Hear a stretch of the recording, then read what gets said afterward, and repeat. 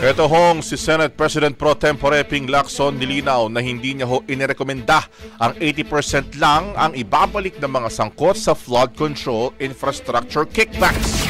Bigaraan Cortez, i-brigada mo! Brigada!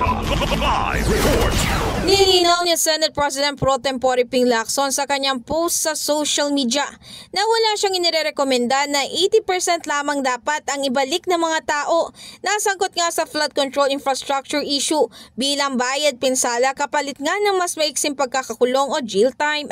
Ayon kay Lacson na nabanggit raw niya noon na 80% ay silang paghahalimbawa ng computation na maaaring ma-recover na bayad pinsala mula sa pagsasagawa ng plea bargaining arrangement. Ang arrangement na ito ay tumutukoy nga sa proseso kung saan ang akusado ay kusang loob na umaamin sa kanyang pagkakasala kapalit ng mas magaan na parusa. Dagdag pa niya ang formula na kanyang inihahain ay restitution o bayad pinsala at retribution o pagkakakulong. Maalala matapos maglabas ng unang pahayag ni Lacson hinggil sa kanyang mungkahing formula ay nagpost naman si Congressman Kiko Barzaga ng reaksyon niya tungkol dito kung saan binatikos niya ang senador kung bakit 80% lang daw ang ibabalik ng mga ito.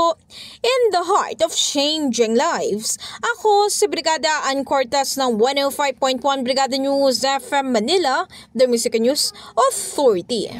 Ang bahaging ito ay hatid sa atin ng Standout ES4 Capsule. Simulang tuparin ang pangarap ng iyong anak. And stunting now,